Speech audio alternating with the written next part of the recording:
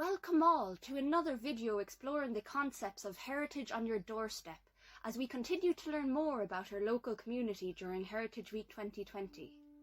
Today we will cover the story of Saint Brigid, her origins from pagan folklore and that of a patron saint of Ireland. St Brigid's Well is located in Liscannor, County Clare. This area houses an ancient spring well said to hold miraculous healing powers, a place of worship in the local community, and a unique structure designed using Liscannor flagstone. It is said that the well house was built by Cornelius O'Brien, who was grateful for the water curing a bad ailment of his.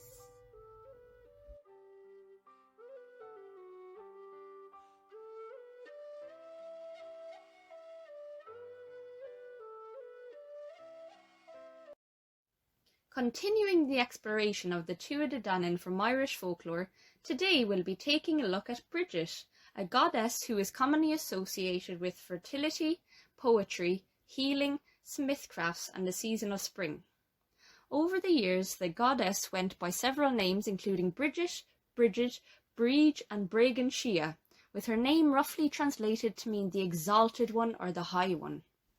She makes an appearance in Irish mythology as a member of the Tuatha Dé Danann, the daughter of Dagda and the wife of Brez, a half-Fomorian who once assumed the role of king.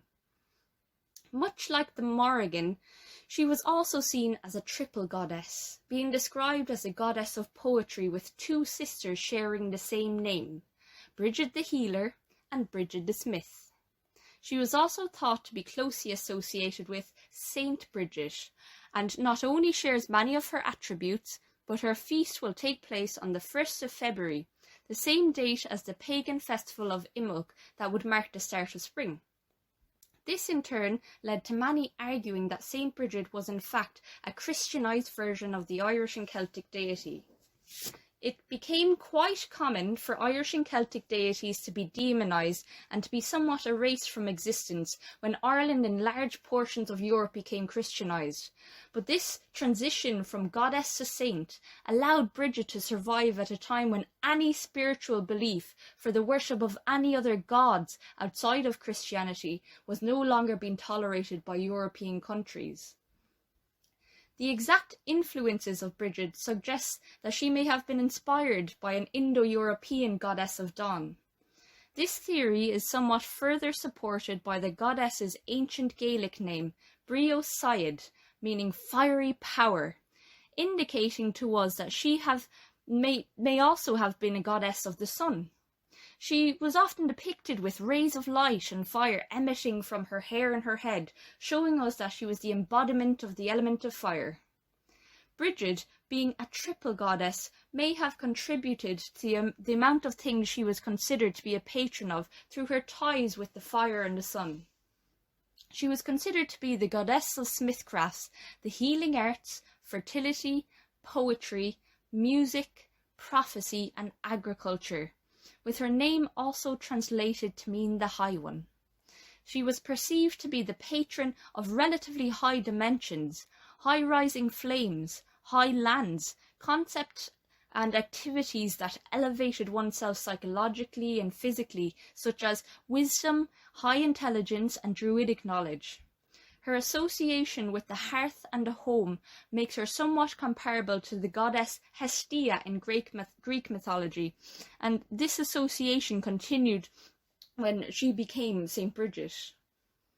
As she was often seen as a motherly figure, the worship of Brigid was fairly widespread amongst Celtic people in Ireland, and this stretched to the highlands of Scotland and Western Europe. The goddess performed a vital role unifying warring clans and providing them with a common bond. Many saw Brigid as the fire within their own heart, and the fire of inspiration playing quite an important part in the everyday life. Completely erasing the goddess from existence was seen as a very poor decision by the Catholic Church, and so they created a version of Brigid that they could integrate into the Catholic religion, and thus the story of Saint Brigid of Kildare was started. As the story goes, a young woman was born into a pagan family around 450 AD. Through the help of St. Patrick, she was converted into Christianity, and she was best known for her generosity, compassion, and charitable nature, giving everything she owned away to the poor. Exploring the story of Brigid is something that I rather enjoyed. She doesn't have an epic story full of battle or adventure, but she's still a very interesting figure. It's fairly surprising to see the amount of areas that she was considered to be a patron of, areas such as craftsmanship and blacksmithing that commonly wouldn't be associated with a female figure. The worship of most Celtic and Irish deities became branded as pagan practice, but the role that St. Brigid performed was considered so vital that the Catholic Church had no other choice but to integrate her into their religion as a saint.